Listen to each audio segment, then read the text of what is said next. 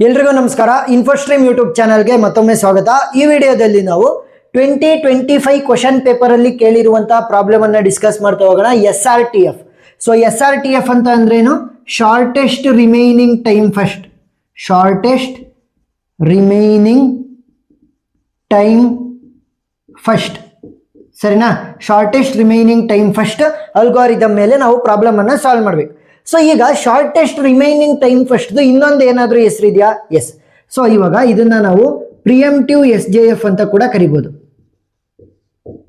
ಪ್ರಿಯಂಪ್ಟಿವ್ SJF, shortest job first algorithm already ನಾವು discuss ಮಾಡಿದೀವಲ್ಲ. So ಅದನ್ನ ನಾವೇನ್ ಮಾಡ್ತೀವಿ, ನಾನ್ ಪ್ರಿಯಂಪ್ಟಿವ್ ಇಂದ ಸಾಲ್ವ್ ಮಾಡ್ತೀವಿ, ಸರಿನಾ? ನಾನ್ ಪ್ರಿಯಂಪ್ಟಿವ್ ಮೇಜರ್ ಆಗಿ ನಮ್ಗೆ SJF ಇರ್ಬೋದು, FCFS ಅವೆಲ್ಲವೂ ಕೂಡ ಏನು ನಾನ್ ಪ್ರಿಯಂಪ್ಟಿವ್ CPU ಶೆಡ್ಯೂಲಿಂಗ್ ಟೆಕ್ನಿಕ್ಸ್. ಸೊ ನಾನ್ ಪ್ರಿಯಂಪ್ಟಿವ್ ಅಂತ ಅಂದ್ರೇನು? ಈಗ ಫಾರ್ ಎಕ್ಸಾಂಪಲ್ ಇವಾಗ ಪ್ರೋಸೆಸ್ P1 ಫುಲ್ ಎಕ್ಸಿಕ್ಯೂಟ್ ಆಗೋದಕ್ಕೆ 9 ನಿಮಿಷ ಬೇಕು.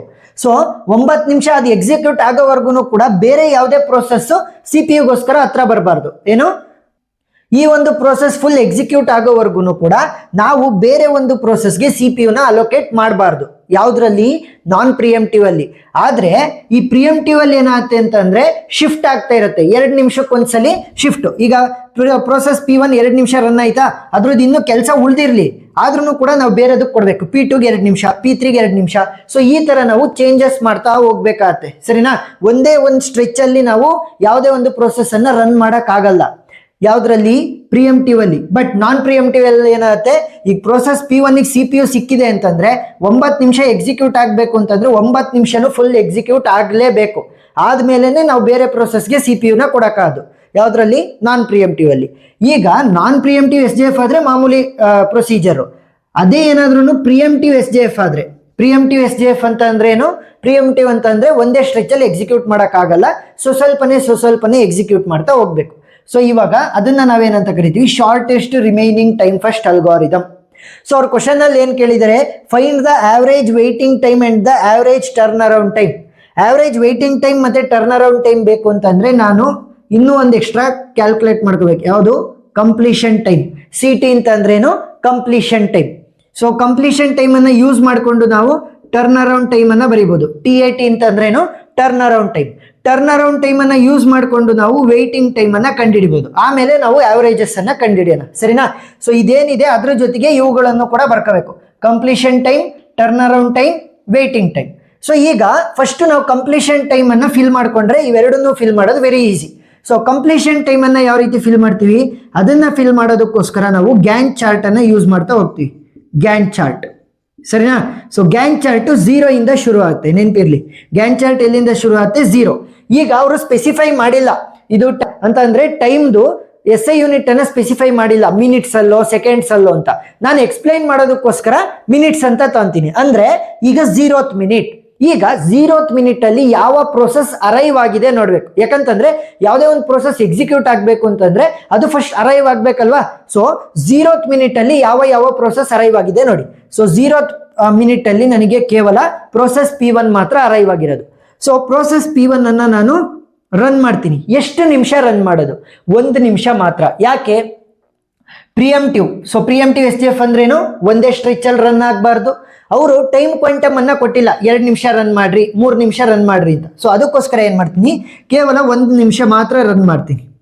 ಸೊ 0 ಇಂದ 1 ನಿಮಿಷದವರೆಗೂ ಕೂಡ ಪ್ರೋಸೆಸ್ P1 ರನ್ ಆಯ್ತು. ಸೊ ಅದ್ರದ್ದು 9 ನಿಮಿಷದ ಕೆಲಸ ಇತ್ತು. ಈಗ 1 ನಿಮಿಷ ಎಕ್ಸಿಕ್ಯೂಟ್ ಆಗಿರೋದ್ರಿಂದ ಇನ್ನು 8 ನಿಮಿಷದ ಕೆಲಸ ಹಂಗೆ ಬಾಕಿ ಉಳ್ಕೊಂಡಿದೆ, ಸರಿನಾ? ಈಗ ನಾವೆಲ್ಲಿದ್ದೀವಿ? ಮೊದಲನೇ ಮಿನಿಟ್ ಆಫ್ ಎಕ್ಸಿಕ್ಯೂಷನ್ ಅಲ್ಲಿ ಇದೀವಿ. ಅಂದ್ರೆ we are at the first minute of execution. 1 ನಿಮಿಷದ ಒಳಗಡೆ ಯಾವ್ಯಾವ ಪ್ರೋಸೆಸ್ ಬಂದಿದ್ದಾವೆ ನೋಡಿ. So process P1 0th minute ಅಲ್ಲಿ ಬಂದಿದೆ. ಪ್ರೋಸೆಸ್ P2 ನನಗೆ ಮೊದಲನೇ ನಿಮಿಷದಲ್ಲಿ ಬಂದಿದೆ. ಸೊ ಇವಾಗ ಅಟ್ ಪ್ರೆಸೆಂಟ್ ರೆಡಿ ಆಗಿರುವಂತ ಪ್ರೋಸೆಸ್ಗಳು ಯಾವ್ಯಾವು? ಪ್ರೋಸೆಸ್ P1 P2 ಇಬ್ರು ರೆಡಿ ಇದ್ದಾರೆ. ಯಾರನ್ನ ಎಕ್ಸಿಕ್ಯೂಟ್ ಮಾಡಬೇಕು? Shortest remaining time first. ನೋಡಿ ಇಲ್ಲಿ ಇವನಿಗೆ 8 ನಿಮಿಷದ ಕೆಲಸ ಬಾಕಿ ಐತೆ, ಇನ್ನು ಇವನಿಗೆ 4 ನಿಮಿಷದ ಕೆಲಸ ಬಾಕಿ ಐತೆ. ಇನ್ನು ಶಾರ್ಟೆಸ್ಟ್ ಯಾರಿಗಿರೋದು? 4 ಮಿನಿಟ್, ಸರಿನಾ? ಸೊ ಈ ಒಂದು ಶಾರ್ಟೆಸ್ಟ್ ಇರೋದ್ರಿಂದ ಇವನನ್ನ ರನ್ ಮಾಡ್ಬೇಕು. ಎಷ್ಟು ನಿಮಿಷ? 1 ನಿಮಿಷ ಮಾತ್ರ. ಸೊ ಪ್ರೋಸೆಸ್ P2 ರನ್ ಮಾಡ್ತೀನಿ 1 ನಿಮಿಷ. 1 + 1 ಏನಾಗುತ್ತೆ? 2. 0 + 1 1, 1 + 1 2 ಆಯ್ತು. ಸೊ 4 ನಿಮಿಷದ ಕೆಲಸ ಬಾಕಿ ಇತ್ತು. ಈಗ 1 ನಿಮಿಷ ರನ್ ಮಾಡಿರೋದ್ರಿಂದ ಇನ್ನು 3 ನಿಮಿಷದ ಕೆಲಸ ಬಾಕಿ ಇದೆ. ನಾವು we are at the second minute of execution. 2 ನಿಮಿಷದ ಒಳಗಡೆ ಯಾವ್ಯಾವ ಪ್ರೋಸೆಸ್ ಬಂದಿದೆ ನೋಡಿ. ಪ್ರೋಸೆಸ್ P1 0th ಮಿನಿಟಲ್ಲಿ ಆಲ್ರೆಡಿ ಬಂದಿದೆ. ಪ್ರೋಸೆಸ್ P2 ಮೊದಲನೇ ನಿಮಿಷದಲ್ಲಿ ಆಲ್ರೆಡಿ ಬಂದಿದೆ. ಪ್ರೋಸೆಸ್ P3 ನನಗೆ 2ನೇ ನಿಮಿಷದಲ್ಲಿ ಬಂದಿದೆ ಅಂತ ಅಂದ್ರೆ ಇವಾಗ 3 ಪ್ರೋಸೆಸ್ಗಳು ಅರೈವ್ ಆಗಿದೆ. ಈಗ ಶಾರ್ಟೆಸ್ಟ್ ರಿಮೈನಿಂಗ್ ಟೈಮ್ ಫಸ್ಟ್ ನೋಡಿ. 8 ನಿಮಿಷ ಬೇಕು ಯಾವುದಕ್ಕೆ? ಪ್ರೋಸೆಸ್ P1ಗೆ. ಪ್ರೋಸೆಸ್ P2ಗೆ 3 ನಿಮಿಷ ಮಾತ್ರ ಉಳ್ಕೊಂಡಿದೆ. ಪ್ರೋಸೆಸ್ P3ಗೆ 9 ನಿಮಿಷ. ಕಡಿಮೆ ಇರೋದು ಯಾರಿಗೆ? ಪ್ರೋಸೆಸ್ P2ಗೆ. ಸೊ ಇಲ್ಲಿ ನೋಡಿ ಒಂದು ಸ್ವಲ್ಪ ಟ್ರಿಕ್ ಅನ್ನ ಹೇಳ್ಕೊಡ್ತೀನಿ. ಪ್ರೋಸೆಸ್ P2ನ ನಾನು ರನ್ ಮಾಡ್ತೀನಿ ಅನ್ಕೊಳ್ಳಿ. ಎಷ್ಟು ನಿಮಿಷ? ಇನ್ನೊಂದು ನಿಮಿಷ ರನ್ ಮಾಡಿದ್ರೆ 3 ನಿಮಿಷ ಆಗುತ್ತೆ. ಸೊ ಇದು ಹೋಗ್ಬಿಟ್ಟು ಏನಾಗುತ್ತೆ, ಇನ್ನು 2 ನಿಮಿಷದ ಕೆಲಸ ಬಾಕಿ ಉಳ್ಕೊಳುತ್ತೆ. ಮತ್ತೆ ನೀವು ಏನಾದ್ರೂ ವ್ಯಾಲ್ಯೂಸ್ ಅನ್ನ ನೋಡಿದ್ರೆ ಇದೇ ಶಾರ್ಟೆಸ್ಟ್ ವ್ಯಾಲ್ಯೂ ಇರೋದು, ಇದನ್ನೇ ಮತ್ತೆ ರನ್ ಮಾಡ್ಬೇಕು 1 ನಿಮಿಷ. ಸೊ 1 ನಿಮಿಷ ರನ್ ಮಾಡಿದ್ರೆ ಇನ್ನೂ 1 ನಿಮಿಷದ ಕೆಲಸ ಬಾಕಿ ಉಳ್ಕೊಳುತ್ತೆ. ಮತ್ತೆ ಇದೇ ಇರೋದ್ರಿಂದ ಏನಾಗುತ್ತೆ, ಮತ್ತೆ ಅದನ್ನೇ ರನ್ ಮಾಡ್ಬೇಕಾಗುತ್ತೆ. ಸೊ ಅದ್ರ ಬದಲು ಸೊ ಶಾರ್ಟೆಸ್ಟ್ ಟ್ರಿಕ್ ಏನು, ಎಲ್ಲಾ ಪ್ರೋಸೆಸ್ಗಳು ಆಲ್ರೆಡಿ ಅರೈವ್ ಆಗಿದೆ ಅಂದ್ರೆ ನೋಡಿ 2 ನಿಮಿಷದೊಳಗಡೆ ಎಲ್ಲಾ ಪ್ರೋಸೆಸ್ ಕೂಡ ಅರೈವ್ ಆಗಿದಾವೆ. ಈಗ ಏನ್ ಮಾಡ್ಬೇಕು ಅಂದ್ರೆ ಯಾರ್ದು ಶಾರ್ಟೆಸ್ಟ್ ವ್ಯಾಲ್ಯೂ ಇರುತ್ತೆ ಅವ್ರನ್ನ ಒಂದೇ ಸ್ಟ್ರೆಚ್ ಅಲ್ಲಿ ರನ್ ಮಾಡಿ. ಗೊತ್ತಾಯ್ತಾ ಏನು? ಎಲ್ಲಾ ಪ್ರೋಸೆಸ್ ಅರೈವ್ ಆಗ್ಬೇಕು. ಎಲ್ಲಾ ಪ್ರೋಸೆಸ್ ಅರೈವ್ ಆದ್ಮೇಲೆ ಬರ್ಸ್ಟ್ ಟೈಮ್ ಯಾರಿಗೆ ಕಡಿಮೆ ಇರುತ್ತಲ್ಲ ಅವ್ರನ್ನ ಒಂದೊಂದೇ ಸಲ ರನ್ ಮಾಡ್ತಾ ಹೋಗಿ. ಈಗ 3 ನಿಮಿಷದ ಕೆಲಸ ಬಾಕಿ ಇದೆ ಪ್ರೋಸೆಸ್ P2ಗೆ. ಸೊ ಪ್ರೋಸೆಸ್ P2ನ ನಾನು 3 ನಿಮಿಷನೇ ರನ್ ಮಾಡ್ತೀನಿ. 2 + 1 ಏನಾಯ್ತು? 2 + 3 ಏನಾಗುತ್ತೆ? 5 ಆಗುತ್ತೆ. ಸರಿನಾ? ಸೊ 1 ನಿಮಿಷದಿಂದ 2 ನಿಮಿಷದವರೆಗೂ 1 ನಿಮಿಷ, 2ರಿಂದ 3ವರೆಗೂ 3. ಸೊ ಟೋಟಲ್ 4 ನಿಮಿಷ ಫುಲ್ ರನ್ ಆಗಿದೆ. ಈಗ ನನಗೆ ಪ್ರೋಸೆಸ್ P2 ಫುಲ್ ರನ್ ಆಯಿತು. ನೆಕ್ಸ್ಟ್ ಪ್ರೋಸೆಸ್ P1 ಮತ್ತೆ P3 ಇಲ್ಲಿ ವ್ಯಾಲ್ಯೂ ಯಾರಿಗೆ ಚಿಕ್ಕದಿರೋದು? 8 ಇದೆ, 9 ಇದೆ. 8 is the smaller one. So ಇವಾಗ ಆಗಾಗ್ಲೇ ರನ್ ಮಾಡೋದ್ರ ಬದಲು ಒಂದೊಂದು ನಿಮಿಷ ಒಂದೇ ಸಲ ರನ್ ಮಾಡ್ತೀನಿ. ಯಾಕೆ? ಎಲ್ಲಾ ಪ್ರೋಸೆಸ್ ಆಲ್ರೆಡಿ ಅರೈವ್ ಆಗಿರೋದ್ರಿಂದ ಸ್ಮಾಲೆಸ್ಟ್ ವ್ಯಾಲ್ಯೂ ಇವರಿಬ್ರಲ್ಲಿ ಇದೇ ಬರುತ್ತೆ. ಇದನ್ನ 1 ನಿಮಿಷ ರನ್ ಮಾಡಿದ್ರು ಕೂಡ ಮತ್ತೆ ಇದಕ್ಕೆ 7 ಆಗುತ್ತೆ, ಇದು 9 ಆಗುತ್ತೆ, ಮತ್ತೆ ಇದಕ್ಕೆ ಪ್ರಿಫರೆನ್ಸ್. ಸೊ ಅದಕ್ಕೋಸ್ಕರ 8 ನಿಮಿಷ ರನ್ ಮಾಡಿ. 5 + 8 ಏನಾಗುತ್ತೆ? 13. ಸೊ ಅಲ್ಲಿವರೆಗೂ ಪ್ರೋಸೆಸ್ P1 ರನ್ ಆಗುತ್ತೆ. ನೆಕ್ಸ್ಟ್ ಪ್ರೋಸೆಸ್ P1 ಅದರ ಎಕ್ಸಿಕ್ಯೂಷನ್ ಅನ್ನ ಫುಲ್ ಕಂಪ್ಲೀಟ್ ಮಾಡ್ತು. ಸೊ ಇನ್ನು ಉಳಿದಿರೋದು ಪ್ರೋಸೆಸ್ P3 ಮಾತ್ರ. ಸೊ ಪ್ರೋಸೆಸ್ P3ನ ಫುಲ್ ಎಕ್ಸಿಕ್ಯೂಟ್ ಮಾಡಿ. ಸರಿನಾ? ಒಂದೇ ಒಂದು ಪ್ರೋಸೆಸ್ ಇರೋದಲ್ವಾ. ಸೊ ಎಷ್ಟು ನಿಮಿಷ ಬಾಕಿ ಇದೆ? 9. 13 + 9 ಅಂತಂದ್ರೆ 22 ಆಗುತ್ತೆ. ಸರಿನಾ? Process P3. ಈಗ ನಮಗೆ ಬಂದಿರುವಂತ ವ್ಯಾಲ್ಯೂ ಕರೆಕ್ಟಾ ಇಲ್ವೋ? ವೆರಿ ಸಿಂಪಲ್ ನೋಡಿ, ಇಲ್ಲಿ ಬರ್ಸ್ಟ್ ಟೈಮ್ ಇದೆಯಲ್ಲ ಅದನ್ನ ಕರೆಕ್ಟಾಗಿ ಆ್ಯಡ್ ಮಾಡಿ. ಇನಿಷಿಯಲ್ ವ್ಯಾಲ್ಯೂಸ್ ಏನಿತ್ತು ನನಗೆ? ಇಲ್ಲಿ 4 ಇತ್ತು, ನೆಕ್ಸ್ಟ್ ಇಲ್ಲಿ 9 ಇತ್ತಲ್ವಾ. ಸೊ 9 + 9 ಏನಾಗುತ್ತೆ? 18 ಆಗುತ್ತೆ. 18 + 4 ಏನಾಯ್ತು? 22. ಸೊ ಇಲ್ಲೂ ಕೂಡ 22 ಇದೆ, ಇಲ್ಲೂ ಕೂಡ 22 ಇದೆ. ಸೊ ನಮ್ಮ ಪ್ರೋಸೆಸ್ ಕರೆಕ್ಟ್ ಇದೆ. ನೆಕ್ಸ್ಟ್ ಈ ಗ್ಯಾನ್ ಚಾರ್ಟ್ ಅನ್ನ ಯೂಸ್ ಮಾಡಿಕೊಂಡು ಕಂಪ್ಲೀಷನ್ ಟೈಮ್ ಬರೀರಿ. ಪ್ರೋಸೆಸ್ P1 ಸ್ಟಾರ್ಟೆಡ್ ಆಗಿದ್ದು 0th ಮಿನಿಟ್ ಅಲ್ಲಿ, ಫುಲ್ ಕಂಪ್ಲೀಟ್ ಆಯ್ತು ಯಾವಾಗ? 13ನೇ ನಿಮಿಷ.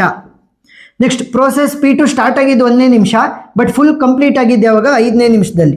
ಪ್ರೋಸೆಸ್ P3 ಶುರುವಾಗಿದ್ದು 13ನೇ ನಿಮಿಷ, ಫುಲ್ ಕಂಪ್ಲೀಟ್ ಆಗಿದ್ದು 22ನೇ ನಿಮಿಷದಲ್ಲಿ. ಸರಿನಾ? ನೆಕ್ಸ್ಟ್ ಟರ್ನ್ ಅರೌಂಡ್ ಟೈಮ್ ಅನ್ನ ಕ್ಯಾಲ್ಕುಲೇಟ್ ಮಾಡೋಣ. ಸೊ ಟರ್ನ್ ಅರೌಂಡ್ ಟೈಮ್ ಮತ್ತೆ ವೇಟಿಂಗ್ ಟೈಮ್ದು ಫಾರ್ಮುಲಾ ನಿಮಗೆ ಪಕ್ಕಾ ಗೊತ್ತಿರಬೇಕು. ಟರ್ನ್ ಅರೌಂಡ್ ಟೈಮ್ ವ್ಯಾಲ್ಯೂ ಏನು? Turn around time will be equal to completion time minus arrival time. ಸರಿನಾ?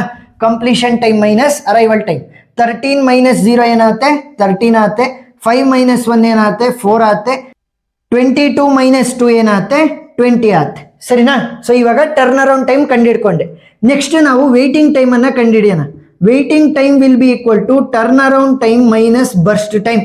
ನೋಡಿ ಇಲ್ಲಿ ಕಂಪ್ಲೀಷನ್ ಟೈಮ್ ಸ್ವಲ್ಪ ಮಿಸ್ ಆದ್ರೂ ಕೂಡ ಟರ್ನ್ ಅರೌಂಡ್ ಟೈಮ್ ಮಿಸ್ ಆಗುತ್ತೆ. ಟರ್ನ್ ಅರೌಂಡ್ ಟೈಮ್ ಮಿಸ್ ಆದ್ರೆ ವೇಟಿಂಗ್ ಟೈಮ್ ಮಿಸ್ ಆಗುತ್ತೆ. ಸರಿನಾ? ಸೊ ಕರೆಕ್ಟಾಗಿ ನಾವು ಕ್ಯಾಲ್ಕುಲೇಟ್ ಮಾಡ್ತಾ ಹೋಗ್ಬೇಕಾಗತ್ತೆ. ಸೊ ವೇಟಿಂಗ್ ಟೈಮ್ ಏನು? Turn around time minus burst time. Turn around time ಇಲ್ಲಿದೆ, ಬರ್ಸ್ಟ್ ಟೈಮ್ ಇಲ್ಲಿದೆ. 13 - 9 ಅಂತಂದ್ರೆ ಎಷ್ಟಾಗುತ್ತೆ? 4. 4 - 4 ಅಂತಂದ್ರೆ 0. 20 - 9 ಅಂತಂದ್ರೆ ಎಷ್ಟಾಗುತ್ತೆ? 11. ಸರಿನಾ? ಸೊ ಈಗ ನನಗೆ ವೇಟಿಂಗ್ ಟೈಮ್ ಗೊತ್ತಿದೆ, ಟರ್ನ್ ಅರೌಂಡ್ ಟೈಮ್ ಗೊತ್ತಿದೆ. ಅವ್ರು ಕೇಳಿರೋದೇನು? ಆವ್ರೇಜ್.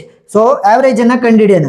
ಆವ್ರೇಜ್ ವೇಟಿಂಗ್ ಟೈಮ್ ಮತ್ತೆ ಆವ್ರೇಜ್ ಟರ್ನ್ ಅರೌಂಡ್ ಟೈಮ್. ಸರಿನಾ? ಸೊ ಆವ್ರೇಜ್ ವೇಟಿಂಗ್ ಟೈಮ್ ಯಾವ ರೀತಿ ಕಂಡುಹಿಡಿಯೋದು? ಸಿಂಪಲ್. ಇಲ್ಲಿರುವಂಥ ಎಲ್ಲ ವ್ಯಾಲ್ಯೂಗಳನ್ನು ಫಸ್ಟ್ ಆ್ಯಡ್ ಮಾಡಿ.